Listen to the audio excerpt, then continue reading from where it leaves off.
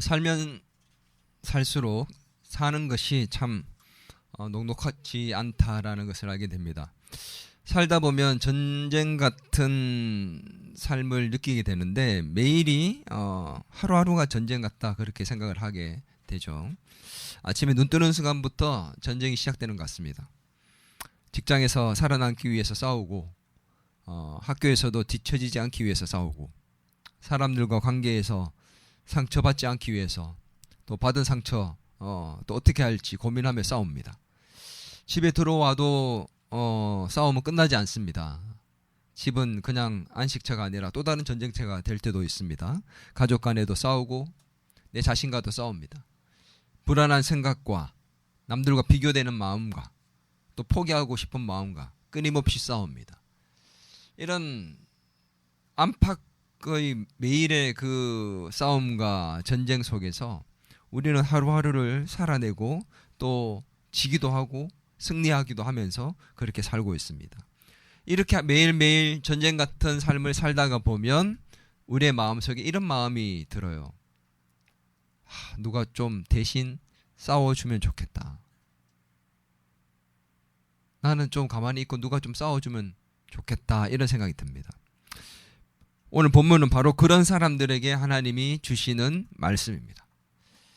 하나님은 우리가 싸움을 혼자 감당하도록 내버려 두는 분이 아니십니다. 친히 우리의 전쟁에 개입하시고 우리와 함께 싸우시며 우리를 승리로 이끄시는 분인 줄 믿습니다. 매일 전쟁 같은 인생에서 하나님과 함께 승리하는 저와 여러분이 될 수 있기를 바랍니다.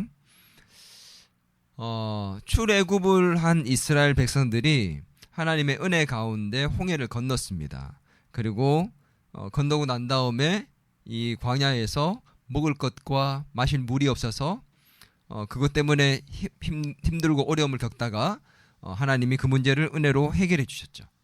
그리고 난 다음에 바로 찾아온 위기, 그것이 뭐냐? 바로 오늘 본문에 아말렉이라는 족속이 이스라엘 백성들을 쳐들어온 것입니다. 노예 생활을 하면서 한 번도 전쟁이란 걸 해본 적이 없습니다. 저도 지금 이 자리에 앉아있는 분들도 모두 다 전쟁을 한 번도 겪어본 적이 없습니다. TV에서 뉴스를 통해서 또 영화나 드라마를 통해서만 전쟁이 어떤 것이다 그냥 보기만 했습니다. 실제로 전쟁터에 나갔다 온 사람들의 이야기와 그냥 화면으로 본 사람들의 이야기는 다르겠죠. 이스라엘 백성들은 한 번도 그런 걸 겪어본 적이 없어요. 근데 그들에게 실제로 정말 아말렉 군대가 쳐들어온 겁니다. 만약에 우리에게 진짜 북한이든 다른 나라에서 전쟁을 일으켜서 쳐들어오면 우리가 어떨까요? 전쟁을 한 번도 겪어보지 않았던 사람들은 엄청난 두려움에 쌓이게 될 것입니다.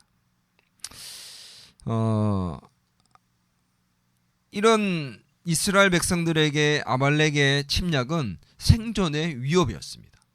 이 아말렉은 도대체 누구길래 이렇게 이스라엘 백성들을 쳐들어왔을까요? 분명히 애굽 군대가 홍해에 수장되어서 다 죽고 하나님이 그들과 함께하는 것들이 어쩌면 소문이 났을 것인데 이 아말렉 족속은 쳐들어왔습니다. 이들이 도대체 누구이며 무엇 때문에 이렇게 쳐들어왔을까?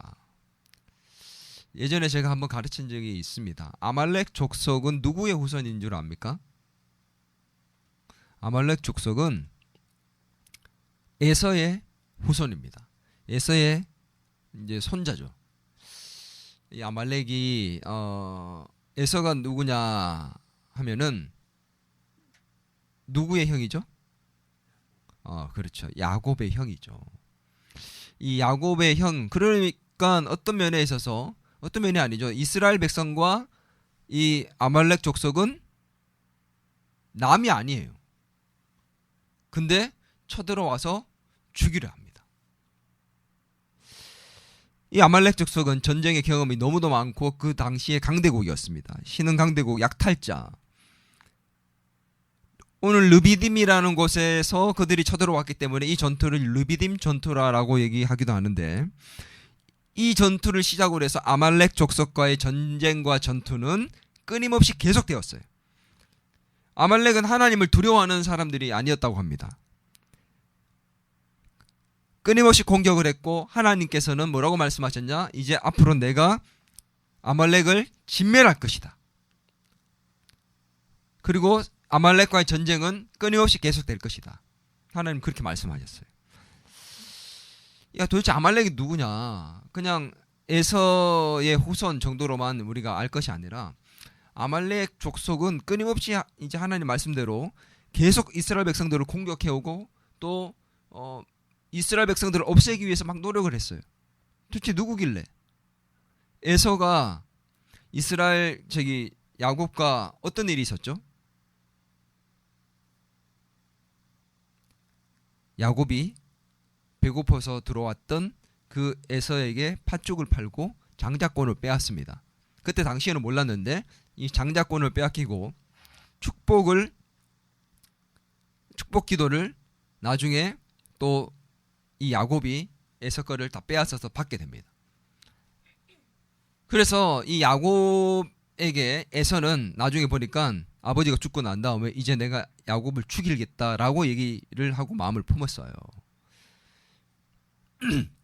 자기의 모든 축복을 빼앗아 갔다고 생각했고 그것을 누린다고 생각했고 그래서 야곱과 그 족속들을 다 죽이겠다. 멸절시키겠다. 그때부터 시작됐던 그 야곱과 에서 그들의 그 전쟁이 끊임없이 진행이 된 것입니다. 그래서 자기가 받아야 할 축복들을 얘들이 다 받았기 때문에 거기에 대해서 너무 분노했고 또 원수처럼 생각하면서 다 없애려고 한 거죠. 사울 왕 때도 어땠습니까? 이스라엘 백성들을 이 아말렉이 쳐들어왔어요. 그래서 그때 사울 왕이 전쟁을 이렇게 하게 됐는데 하나님이 그 전쟁에서 승리하고 나면 아말렉을 모두 다 진멸해라. 모든 것을 다 없애라고 얘기했습니다. 다 하나님께 죽여서 바쳐라고 얘기를 했어요. 근데 그때 사울이 어떻게 했냐? 자기 눈에 보기에 좋은 것들을 가지고 그것만 살려서 다 죽였어요. 대부분 다 죽였습니다. 근데 그것을 죽이고 나머지 정말 좋은 것들만 딱 살려가지고 하나님께 드리겠다라고 얘기하면서 변명인지 진짜인지는 모르지만 진짜 하나님 말씀대로 순종하지 않고 그것을 살렸다가 결국은 어떻게 됐어요? 그 일 때문에 하나님 말씀에 불순종했다고 사울이 하나님께 버림을 당했습니다. 사울 왕 때뿐만 아닙니다. 다윗 왕 때도 아말렉이 쳐들어온 적이 있습니다. 여러분 기억납니까? 언제 쳐들어왔어요?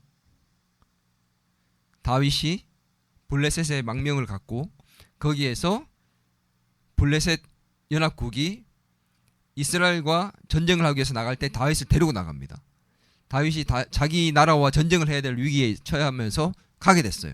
그때 아말렉 족속이 다윗과 부하들이 없는 그 시글락이라는 마을을 침공을 했습니다. 기억납니까? 그때 침공했던 것이 바로 아말렉 족속이에요. 그리고 그들이 우여곡절 끝에 다시 돌아와서 아말렉 족속이 전부 다 불태우고 자녀와 아내를 다 노예로 끌고 갔을 때 포로로 끌고 갔을 때 다윗이 다시 가서 그들을 치고 어떻게 해요? 다시 데리고 돌아왔던 사건. 사울 왕 때도 다윗 때도 계속해서 아말렉은 공격을 해왔습니다. 근데 그때만 끝이 아니에요. 계속해서 이 아말렉이 이스라엘 백성들을 죽이려 했습니다. 그 끝이 언제인 줄 압니까? 에스더가 포로로 끌려갔던 곳 거기에서 누가 이스라엘 백성들을 다 죽이려 했죠? 하만. 바로 이 하만이 아말렉 족속의 후손입니다. 생각해 보세요. 자기에게 절하지 않는다고, 모르드게가 자기에게 절하지 않는다고 괘씸해서 이스라엘 백성 전체를 다 죽이려 했습니다. 아니 모르드게만 죽이면 되잖아요. 근데 왜 다 죽이려 했을까요? 이게 계속 이어져 온 거예요. 아말렉 족속은 이스라엘 백성 그러면 이를 가는 겁니다. 아, 이때다. 이걸 빌미 삼아서 이스라엘 백성들을 모조리 다 죽이겠다. 그런 계획을 철저하게 세웠습니다. 장대 높이 다 달아 죽이려고 다 세웠죠. 근데 결국은 어떻게 해요? 하나님 그걸 뒤집어서 하만을 그 장대에 높이 달아버렸습니다. 그때 아말렉 족속 모두를 하나님이 진멸하셨죠. 이렇게 끊임없이 계속해서 싸우게 됐습니다. 도대체 이 아말렉 족속은 어떤 존재일까요? 왜 도대체 이렇게 했을까요? 이스라엘 백성들이 홍해를 건넌 후에 처음으로 맞이했던 이 전쟁. 이 전쟁에서 이스라엘이 승리를 했습니다. 그리고 여호와 니시라는 승리의 기념물까지 세웠죠. 그런데 그때 하나님이 이상한 말씀을 하셨습니다. 어떤 말씀을 했냐? 17장 6절 한번 보겠습니다. 이르되 여호와께서 맹세하시기를 여호와가 아말렉과 더불어 대대로 싸우리라 하셨다 하였더라. 전쟁은 끝이 났고 승리가 되었습니다. 이스라엘이 승리를 했어요. 근데 하나님이 이 전쟁을 끝내지 않는 겁니다. 전쟁 끝난 게 아니다. 앞으로 계속 내가 아말렉과 싸우겠다. 끝이 아니라는 거죠. 이 아말렉은 어떤 존재였냐? 도대체 어떤 의미가 있냐? 이건 우리가 분명히 짚고 넘어가야 하는 문제입니다. 이스라엘 백성들이 홍해를 건넜던 사건, 여러분 기억날 겁니다.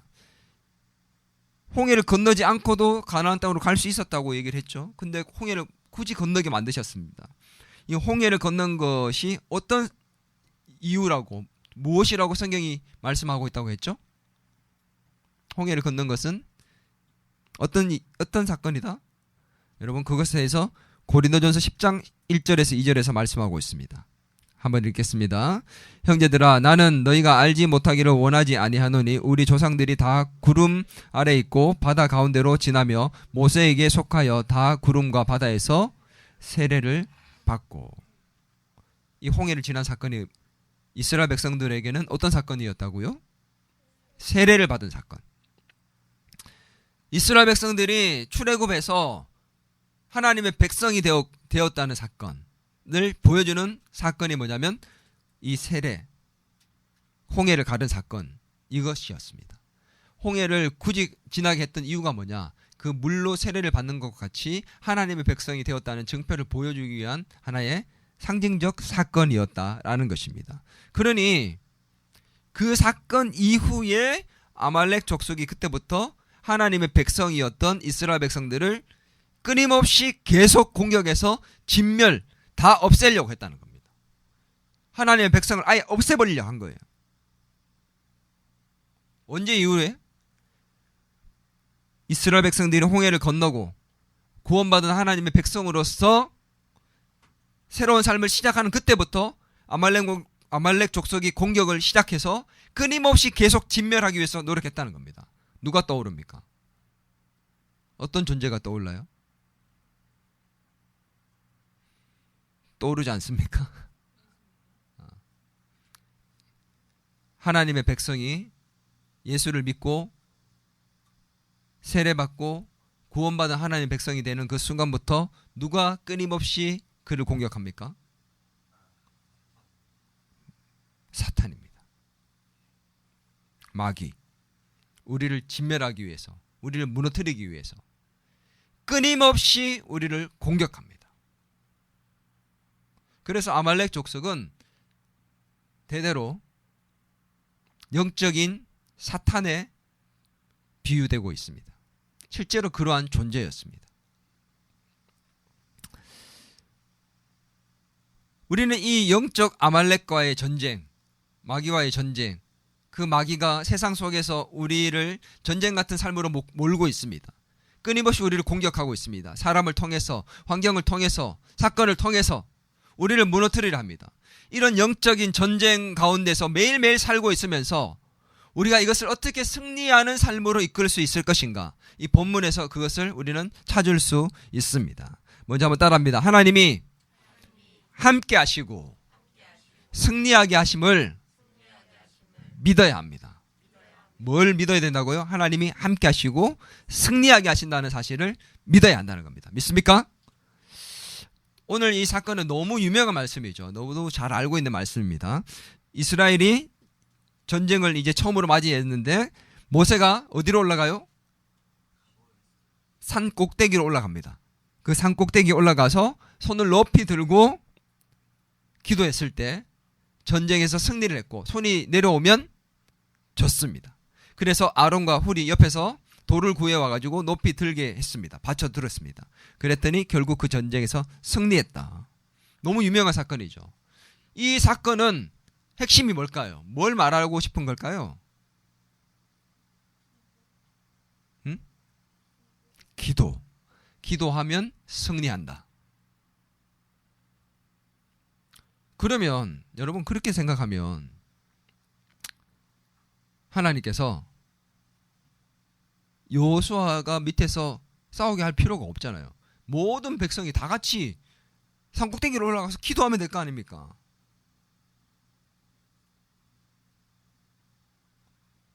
물론 기도가 중요하다는 것을 보여주는 본문이 맞아요.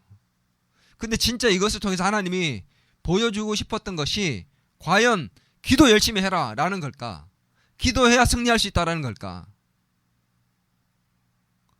어떤 분들은 모세가 리더였잖아. 그래서 목회자나 장로님 같은 그런 리더들이 중보하고 기도해야 된다라고 얘기하면서 중보 기도에 대해서 말씀하는 본문이다 그렇게 얘기합니다. 과연 이 본문이 과연 기도나 중보 기도에 대해서 중요성을 떠올리기 위해서 가르쳐주기 위해서 하나님이 우리에게 보여주시고 말씀하신 것일까? 물론 그것도 중요한 것이 맞습니다. 그러나 본문의 중요한 핵심은 그것이 아닙니다. 오늘 이 사건을 통해서 하나님은 이스라엘 백성들과 본인이 함께 하신다는 것을 보여주고 싶었습니다. 애국 군대가 뒤쫓아왔을 때 하나님께서 모세를 통해 이스라엘 백성들에게 하신 말씀이 있습니다. 14장 13절에서 14절입니다. 시작. 모세가 백성에게 이르되 너희는 두려워하지 말고 가만히 서서 여호와께서 오늘 너희를 위하여 행하시는 구원을 보라. 너희가 오늘 본 애굽 사람을 영원히 다시 보지 아니하리라. 여호와께서 너희를 위하여 싸우시리니 너희는 가만히 있을지니라. 우리 다음 주 암송 구절이죠. 이스라엘 백성들을 추격해왔던 애국 군대 앞에서 이 이스라엘 백성들이 했던 것은 아무것도 없습니다. 그냥 가만히 서서 하나님이 그들을 물리치시는 것을 눈으로 그냥 지켜만 봤던 것이죠. 그러나 그때 이후에 마실 물이 없게 되었을 때 하나님이 수산시킨 것을 봤음에도 불구하고 물이 없으니까 이스라엘 백성들이 하나님을 원망하기 시작했어요. 한번 보겠습니다. 17장 7절입니다. 그가 그곳 이름을 마사 또는 무리바라 불렀으니 이는 이스라엘 자손이 다투었으며 또는 그들이 여호와를 시험하여 이르기를 여호와께서 우리 중에 계신가 안 계신가 하였음이더라. 이게 무슨 말이냐? 그들이 물이 없으니까 아니 하나님이 우리와 함께 계신 거 맞아? 방금 전에 얼마 전에 우리 홍해에서 엄청난 사건을 경험했고 하나님이 승리를 이끄신 걸 눈으로 봤음에도 불구하고 뭐라고 시험합니까? 하나님이 우리와 함께 계신 거 맞아요? 계시다면 이럴 수 있습니까? 물을 왜 안 주시는 겁니까? 물을 주셔야 되는 거 아닙니까? 라고 얘기하면서 하나님께 하나님 함께 계시면 계시다는 증거로 물 내놔라고 하나님을 테스트하는 겁니다. 원망하듯 말하며 하나님을 시험했던 것이죠. 그때 이후에 이 사건이 일어납니다. 근데 그 말씀 이후에 8절에서 7절에서 뭐라고 얘기했습니까? 우리 중에 계신가 안 계신가 하였음이라 라고 얘기를 했잖아요. 그러고 난 다음에 8절에서 첫 단어가 뭐예요? 그때에 그들이 그렇게 원망하며 하나님이 우리 중에 계신가 안 계신가 말하고 난 다음에 바로 그때에 하나님이 아말렉 족속들이 쳐들어오게 하셨다는 겁니다. 그러면 뭘 보여주는 사건입니까? 하나님이 내가 너희와 함께 하고 있다라는 것을 이 사건을 통해서 보여주려고 했던 것이죠. 이 사건은 첫 번째로 하나님이 우리와 함께 한다는 사실을, 그들과 함께 했다는 사실을 보여주고 싶었던 사건입니다. 그리고 또 한 가지는 무엇이냐? 오늘 이 사건을 통해서 뭘 보여주고 싶으냐? 하나님이 승리하게 하신다는 것을 보여주고 싶었습니다. 한번 따라합니다. 하나님이 승리하게 하신다. 여러분, 오늘 승리의 이유가 무엇이었습니까? 뭐 때문에 승리했죠? 어떻게 했을 때 승리했습니까? 손을 높이 들었을 때. 승리의 이유가 어디에 있었다고요? 손에 있습니다. 맞습니까? 왜 웃으세요? 기도에 있습니까? 손에 있습니까? 기도에 있습니까? 둘 중에 하나를 선택하라니까 기도를 선택하셨습니다. 처음에는 손 그러다가 둘 중에 하나 기도를 얘기하니까 기도 선택했습니다. 정답은 둘 다 틀렸습니다. 이 전쟁의 승리의 이유는 손도 아니고 기도도 아닙니다. 하나님께 있었습니다. 여러분, 우리는 이 사건이 너무도 유명한 사건이고 너무도 이 사건이 정말 특이한 사건이었기 때문에 우리는 그 사건에 집중하다 보니까 그 사건의 배후에 있는 정말 실질적으로 이 전쟁에서 승리하게 했던 그 이유와 근본 원인이었던 하나님을 보지 못하는 겁니다. 손을 들어서 이긴 것도 기도 때문에 이긴 것도 아닙니다. 하나님이 싸우시고 하나님이 승리한 겁니다. 손을 들면 승리했고 손을 내리면 졌습니다. 손 때문입니까? 하나님이 함께 하시면 승리했고 하나님이 함께 하시지 않으면 패배했던 것입니다. 아말렉과의 전쟁에서 하나님께서 함께 하시고 하나님이 승리하게 하신다는 것을 보여주고 싶었던 것입니다. 애굽에서 노예로 살면서 전쟁을 한 번도 해본 적이 없었어요. 그런데 앞으로 수없이 많은 전쟁을 치러야 됩니다. 근데 그때마다 홍해에서 하나님이 하셨던 것처럼 너희 가만히 있어. 너희 전쟁할 줄 모르잖아. 내가 싸울게. 무섭지? 채은아 무섭지? 가만히 있어. 아빠가 대신 싸울게. 언제까지? 언제까지 그렇게 싸울 거예요? 앞으로 수많은 전쟁을 이스라엘 백성들이 해야 합니다. 그 전쟁에서 하나님께서 그들이 싸울 수 있도록 만들기 위해서. 근데 중요한 것은 뭐냐? 어떻게 승리하는 것을 가르쳐 줘야 될 거 아닙니까? 물고기를 잡아서 먹이기는 쉬워요. 그죠?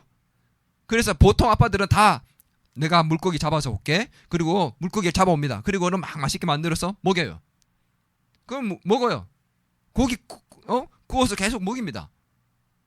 근데 진짜 좋은 아빠는 어떻게 해야 돼요? 물고기를 어떻게 잡는지를 가르쳐 줘야 돼요. 스스로 물고기 잡아서 먹을 수 있도록 만들어 줘야 됩니다. 내가 없어도 할 수 있게끔. 하나님은 이 이스라엘 백성들이 이제 전쟁을 할 수 있게끔, 그리고 전쟁을 할 때 어떻게 승리하는지를 가르쳐 주고 싶었던 거죠. 내가 너와 함께하고 있다. 그리고 내가 이 전쟁에서, 너희들이 싸우는 전쟁에서 너희가 나가지만 내가 승리하게 할 것이다. 이걸 보여주기 위해서 하나님이 모세를 산꼭대기에 보냈고 거기에 손을 높이 들고 하나님을 의지하는 가운데 승리하게 하는 것을 보여줬던 사건이 있는 거죠. 이 사건은 뭐라고요? 하나님이 너희가 뭐라고 얘기했냐? 하나님이 우리와 함께 계시냐? 라고 물었지. 시험했지 나를. 내가 너와 함께한다. 봐라. 그리고 내가 너를 승리하게 할 것이다. 네가 싸우지만 결국 내가 승리하게 할 것이다. 걱정하지 마라. 나를 의지하고 내가 너와 함께한다는 사실을 믿고 너희가 나가면 내가 승리하게 한 싸움이 될 것이다. 이것을 가르쳐주기 위한 사건이었다는 것이죠. 그래서 우리가 뭘 믿어야 됩니까? 한번 따라합니다. 하나님이 내 삶의 전쟁에, 내 영적 전쟁에 언제나 함께 하십니다. 하나님이 언제나 반드시 승리하게 하십니다. 이거 믿어야 된다는 겁니다. 이걸 믿어야 우리가 전쟁에 담대히 나갈 수 있고 두려워하지 않고 걱정하지 않고 싸울 수 있고 승리하게 될 줄 믿습니다. 첫 번째 단추가 바로 이 사실을 믿는 것에서 시작됩니다. 여러분, 어떤 일이 여러분 앞에 있어서 걱정하지 마세요. 오디션, 또 뭔가 들어가기 위한 또 뭔가 결과를 내기 위한 수많은 일들이 여러분 앞에 펼쳐질 때마다 걱정하고 염려하고 싸우지, 그것 때문에 걱정하지 마세요. 두려워하지 마세요. 하나님이 모든 전쟁에, 모든 싸움에 함께 하십니다. 그리고 승리하게 하시는 분은 하나님이십니다. 아멘. 내 가진 실력, 내 가진 능력, 그거로 승리하는 게 아니에요. 하나님이 이 사건으로 그것을 우리에게 보여주고 계신 것입니다. 두 번째는 따라합니다. 하나님의 능력을 의지하라. 하나님이 함께 하시고 승리하게 하셨습니다. 그런데 승리하게 하시는 그 방법이 독특했죠. 특이했습니다. 전쟁이 시작되자마자 여호수아를 모세는 전쟁터로 보냅니다. 여호수아야, 네가 나가서 전쟁해라. 나는 산으로 가겠다. 이게 말이 돼요? 전쟁을 한 번도 해보지 않았는데 리더가 갑자기 자기 종에게 네가 나가서 백성들을 끌고 나가서 전쟁해. 나 산에 갈 거야. 백성들은 뭐라고 생각할까요? 얘 튄다, 튀어. 야, 진짜 너무한 거 아니야? 우리 전쟁을 보내고 자기는 산으로 도망가? 산에서 우리 그냥 지켜보고 우리 죽는 거 보고 있으려는 거야? 뭐야 이거 도대체? 나 못 가. 이럴 수 있는 상황이잖아요. 튀는 것처럼 누가 봐도 튀는 거잖아. 이거는 산 꼭대기 올라가는 거는 전쟁을 자기가 앞서가지고 나를 따르라 해야 되는데 너 여호수아를 따르라. 너희를 이끌 사람은 여호수아다. 난 산으로 가겠다. 이게 말이 되냐고요. 그럼 올라가서 뭐야? 손 들고 기도하고 있어요. 남들은 목숨 걸고 싸우고 있는데 자기는 기도만 하고 있어요. 여러분 뭐라고 생각할까요? 저게 리더야? 뭐야 이거? 전쟁을 한 번도 해보지 않은 이스라엘 백성들이 뭐라고 생각하겠냐는 거예요. 근데 여러분 한번 봅시다. 이스라엘 백성들이 어떻게 하는지 17장 9절 한번 볼까요? 모세가 여호수아에게 이르되 우리를 위하여 사람을 택하여 나가서 아말렉과 싸우라. 내일 내가 하나님의 지팡이를 손에 잡고 산꼭대기에 서리라. 모세가 산꼭대기로 올라갔습니다. 그죠? 근데 그냥 올라간 게 아닙니다. 어떻게 올라갔어요? 지팡이를 잡고 산꼭대기에 섰다고 합니다. 그리고 난 다음에 봅시다. 11절 모세가 손을 들면 이스라엘이 이기고 손을 내리면 아말렉이 지니라. 이상한 현상이 나타났죠. 저거 튀었다 그랬는데 손을 들고 기도하니까 자기들이 막 이기는 거예요. 근데 모세가 손이 내려오니까 막 지는 거예요. 이상한데? 이게 한두 번이 아니라 계속 그런 현상이 일어나니까 모세 손 들어야 돼. 아론과 훌도 느꼈습니다. 그래서 아론과 훌도 다 노인들이잖아. 모세도 이 당시에 80이 넘어간 노인이었잖아요. 아론도 마찬가지였잖아요. 손을 붙들어도 이게 하루 종일 안 내려올 수가 있냐는 거예요. 그래서 돌을 구워서 높였습니다. 그래서 손을 높이 들고 있으니까 자기들이 이긴 거예요. 이 손을 높이 들고 있는 건 뭐냐는 거예요 도대체. 손 안 들고 기도해도 돼요. 우리는 손을 높이 든 걸 그냥 기도라고 뭐 단순하게 생각하는데 손 안 들고 무릎 꿇고 간절히 기도하면 안 됩니까? 하나님 못 들으시나요? 손 들어! 손도 안 들고 그냥 기도하고 있어. 이게 아니잖아요. 왜 굳이 손을 높이 들었냐는 거예요. 모세의 손에 뭐가 들려 있었을까요? 지팡이. 이 지팡이가 뭡니까? 모세가 애굽에서 이스라엘 백성들을 데리고 나올 때 사용했던 지팡이. 하나님의 능력의 상징입니다. 이 지팡이를 내밀었을 때 어떤 일이 일어났죠? 홍해가 갈라졌습니다. 모세는 이 지팡이와 함께 이스라엘 백성들을 이끌어냈고 이 지팡이를 통해서 하나님이 역사하시는 것을 경험했습니다. 하나님의 능력을 경험했던 기억의 지팡이였습니다. 오늘 이 모세는 산으로 올라가서 이 지팡이를 굳이 잡고 올라갔다는 표현을 성경에 기록한 이유가 뭐겠습니까? 그냥 손을 들고 기도한 게 아닙니다. 하나님의 능력을 의지하는 기도의 순간이었습니다. 하나님, 홍해를 가르친 그 하나님. 이스라엘 백성들은 지금 전쟁을 할 수 있는 무기도 없고 훈련을 받은 적도 없습니다. 이들이 이길 수 있는 것은 하나님의 능력밖에 없습니다. 하나님이 싸워 주셔야 합니다. 하나님의 능력을 펼쳐 주옵소서 라고 하나님께 간구하는 시간이 바로 손을 높이 드는, 지팡이를 들고 그 손을 높이 들고 하나님의 능력을 보여달라고 기도하는 순간이었습니다. 그때 그때 자기들이 이기는 것을 보았습니다.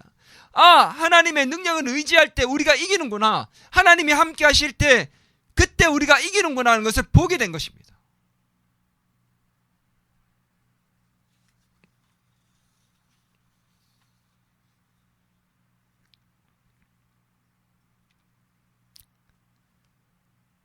지팡이를 들고 하나님께 기도했던 모세. 바다를 가라앉히게 했죠. 한번 봅시다. 14장 16, 출애굽기 14장 16절. 지팡이를 들고 손을 바다 위로 내밀어 그것이 갈라지게 하라. 이스라엘 자손이 바다 가운데서 마른 땅으로 행하니라. 이 능력이 있었던 지팡이. 이것을 들고 기도했던 것이죠. 단순한 기도가 아니었습니다. 지금까지 하나님의 지팡이를 드는 것 통해 나타내셨던 그 하나님 능력을 이 아말렉과의 전쟁에서도 보여달라고 기도했던 것입니다. 전쟁의 승패가 하나님께 있다는 것을 모세는 알았던 것입니다. 여러분, 다윗도 같은 믿음을 갖고 있었어요.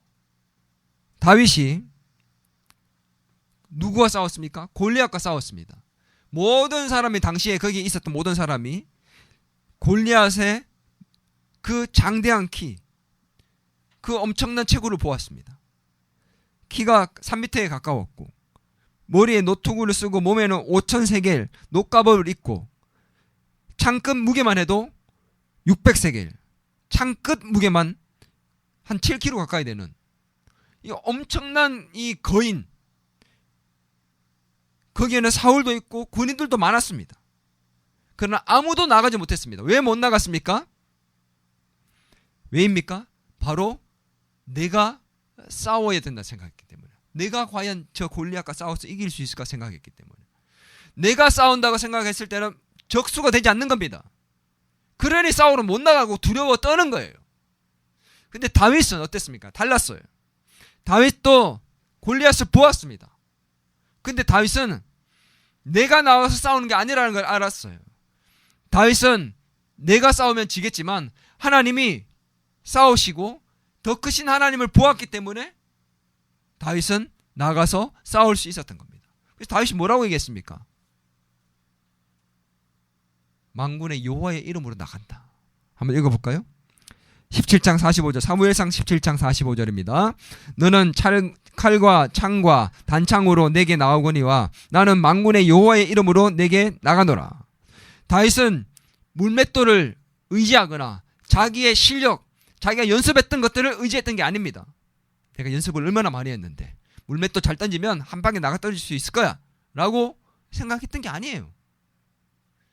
만군의 여호와의 이름을 걸고 그것을 붙들고 나간 겁니다. 하나님의 이름을 높이 들고 나간 겁니다. 누가? 모세가 무엇을 든 것처럼, 손을 높이 든 것처럼, 하나님의 지팡이 손을 높이 들고 하나님의 능력을 의지한 것처럼 다윗도 하나님의 이름을 붙들고 하나님의 능력을 붙들고 다윗을 향해 나아간 겁니다. 골리앗이 안 보인 게 아닙니다. 그러나 골리앗을 이기는 것이 내가 싸우는 것이 아니라 하나님이 싸우는 것이고 하나님이 승리하게 할 것을 믿었기 때문에 기꺼이 나아갈 수 있었던 것이죠. 여러분, 내가 싸우려면 집니다.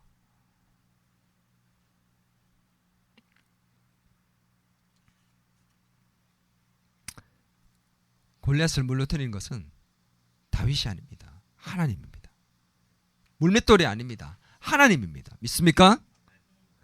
여러분은 지금 무엇을 붙들고 살고 있습니까? 내 손에 들려있는 것이 무엇입니까? 그거 의지하고 있는 거 아닙니까? 내가 가진 돈, 내가 가진 스펙, 내가 가지고 있는 실력, 그 조그만 실력과 스펙과 돈으로, 학벌로, 인기로 승리할 수 있을까요? 우리는 하나님을 의지해야 합니다. 하나님의 그 능력을 의지해야 됩니다. 이전에도 우리와 역사하셨고 함께 하시고 승리하게 하셨던 그 하나님의 능력을 다시 붙들어야 하는 것인 줄 믿습니다. 그 무엇보다 붙들어야 할 것은 바로 예수 그리스도입니다.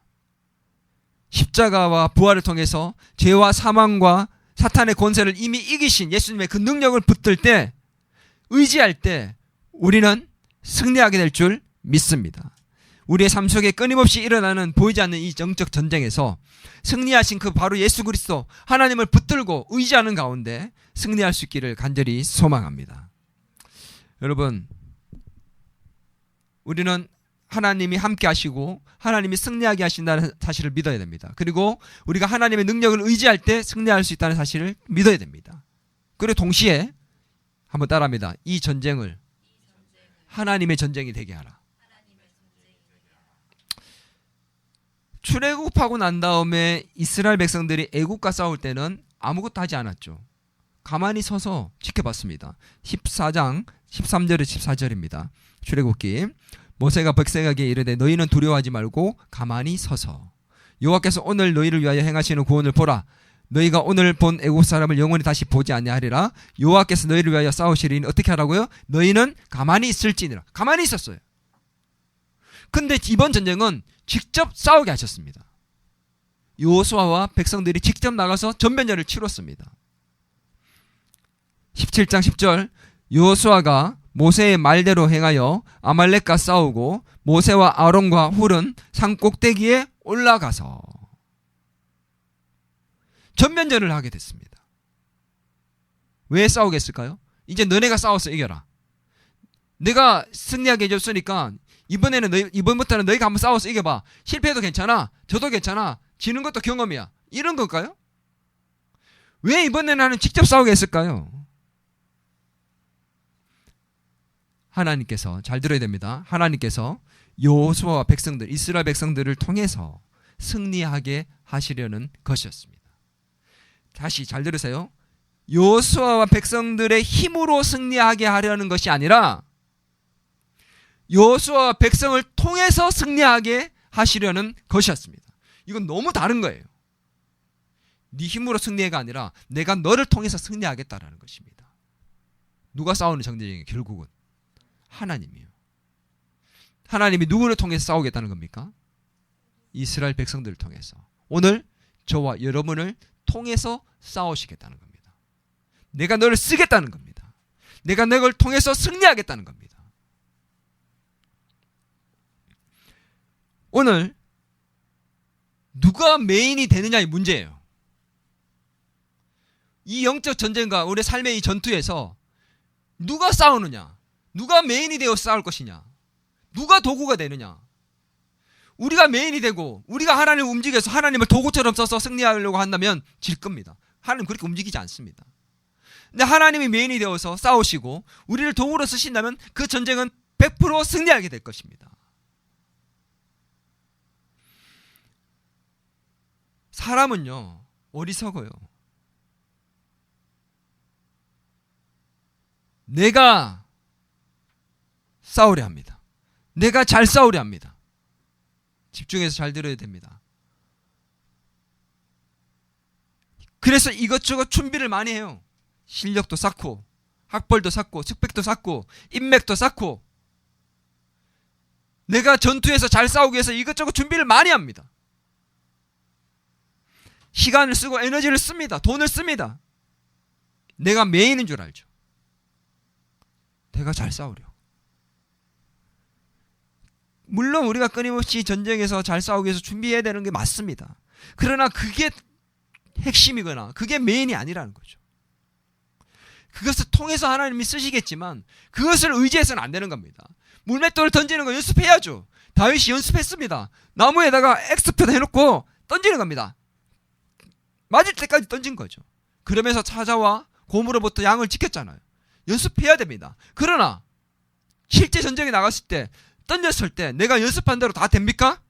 여러분이 연습한 대로 다 됩니까? 실력이 쌓은 대로 다 되던가요? 준비한 대로 다 됩니까? 준비해도 여러분 망할 때가 많아요. 갑자기 변수가 생깁니다.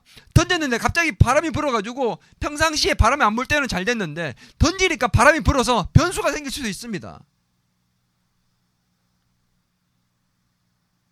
그러나 잘 못 던지는데도 불구하고 던졌는데 하나님이 바람이 불게 하셔서 정통으로 꽂히게 할 수도 있어요. 그게 하나님이 싸우는 싸움이에요.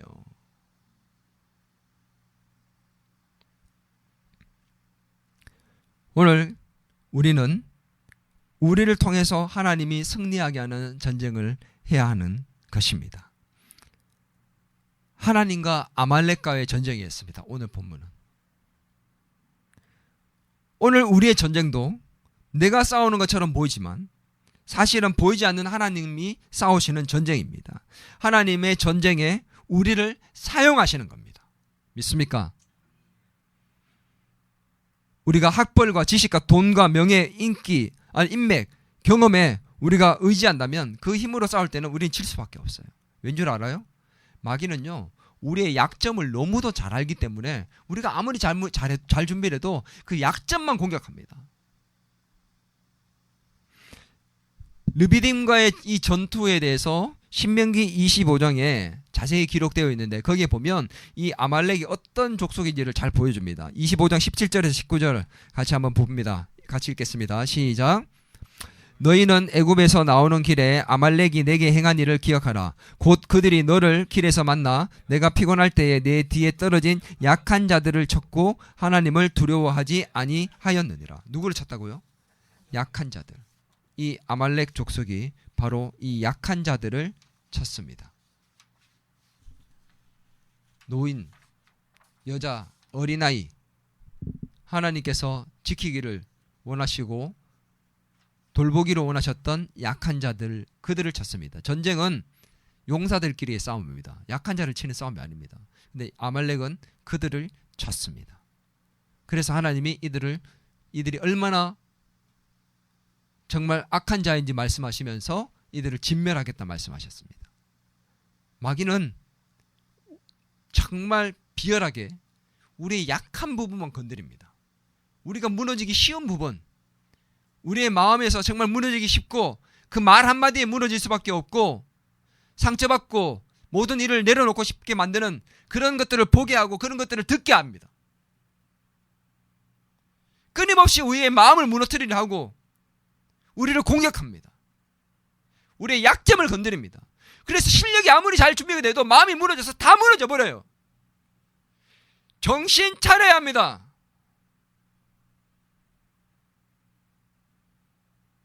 마귀는 만만한 존재가 아니에요.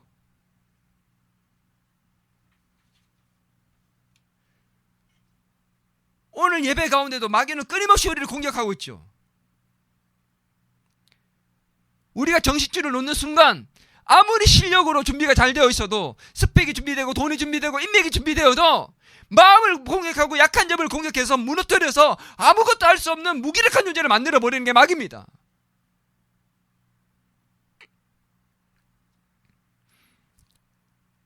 우리의 능력으로 이길 수 없습니다. 하나님이 싸우게 하는 전쟁이 되어야 합니다. 다윗은 물맷돌을 너무도 잘 던졌지만 그가 가진 실력으로 골리앗을 이기려 하지 않았습니다. 그 실력으로 골리앗을 이긴 게 아니었어요. 하나님이 다윗을 통해 골리앗과 싸우시고 이기신 것이었습니다. 믿습니까? 오늘 다윗은 그것을 알았기에 뭐라고 고백했습니까? 하나님이 사자와 곰으로부터 지켜주셨던 것처럼 골리앗으로부터도 나를 지켜주지 않겠습니까? 이기게 하지 않겠습니까? 라고 고백했습니다. 다윗은 알았습니다. 하나님이 자기의 실력이 아닌 하나님이 이기게 하신다는 것을 알았던 것입니다. 우리가 삶의 전쟁과 영적 전쟁에서 승리하기 위해서 내가 잘 싸우려 하지 말고 하나님이 잘 싸우실 수 있도록 나를 내어드릴 수 있는 존재가 되어야 됩니다. 그럴 때 하나님이 우리를 통해 싸우시고 승리하게 될 줄 믿습니다. 여러분, 우리는 저마다의 아말렉을 만나며 치열한 삶의 전쟁을 치르고 있습니다. 어떤 사람은 자기 성공을 위해서 싸우고 있고 어떤 사람은 사람과의 관계 속에서 싸움을, 경제적인 어려움과 싸움을 하고 있는 사람도 있고 질병과 싸우고 있는 사람도 있습니다. 자녀의 문제 때문에 끊임없이 싸우고 있는 사람도 있습니다. 죄의 유혹과 두려움과 낙심됨과 외로움과 끊임없이 자기의 마음속에 들은 그런 것들과 외적인 것들과 내적인 것들과 싸움 속에 있습니다. 그러다가 더 이상 싸우지 못할 것 같다. 누가 나 대신 좀 싸웠으면 좋겠다 생각을 하게 됩니다. 오늘 하나님께서 우리에게 말씀하십니다. 너는 혼자 싸우는 전쟁을 하고 있는 것이 아니다. 너는 혼자가 아니다. 내가 너와 함께 있고 너를 통해서 내가 싸울 것이다. 아멘. 오늘 르비딤 전투의 승리의 주인공은 여호수아도 모세도 아니었습니다. 손을 높이 드는 것 때문도 기도 때문도 아니었습니다. 하나님의 함께 하심과 그 능력 때문이었습니다. 모세는 승리한 이후에 제단을 쌓고 그 이름을 여호와 니시라 했습니다. 여호와는 나의 깃발이다. 왜 그렇게 지었을까요? 하나님이 승리하게 하셨습니다. 나의 승리는 하나님께 있었습니다 라는 것을 보여주기 위해서 여호와 니시라고 깃발을 세웠습니다. 우리도 마찬가지입니다. 수많은 전쟁을 치르며 여기까지 왔습니다. 내가 강해서가 아닙니다. 내가 잘해서도 실력이 있어서도 아닙니다. 하나님이 싸워주셨기 때문에 여기까지 왔습니다. 앞으로도 하나님이 끝까지 싸워주실 것입니다. 할렐루야. 그리고 우리에게 승리의 길을 주실 것입니다. 골로새서에서 십자가로 그들을 이기셨다고 말씀하셨습니다. 오늘 예수님께서 십자가에서 사탄의 권세를 깨뜨리시고 죄와 사망의 권세를 이기신 것처럼 오늘 우리의 삶 속에서도 그 모든 승리를 이끌어 주실 줄 믿습니다. 이미 승리하신 예수 그리스도, 그분의 승리를 붙들고 싸우는 사람들이 됩시다. 우리의 삶의 전쟁은 끊임없이 계속 있겠지만 그러나 하나님이 우리와 함께 하시고 승리하게 하시고 특별히 우리를 통해서 승리하게 하시는 그 하나님, 그것을 경험하는 가운데 우리 또한 승리의 깃발을 높이 들 수 있기를 바랍니다. 매일이 전쟁 같지만 우리는 혼자가 아닙니다. 하나님 우리와 함께 싸우십니다. 오늘도 승리하신 예수 그리스도 그분을 붙들고 의지하는 가운데 전쟁 같은 삶 속에서 승리하며 여호와 니시의 하나님을 경험하는 저와 여러분 되기를 주의 이름으로 축원합니다.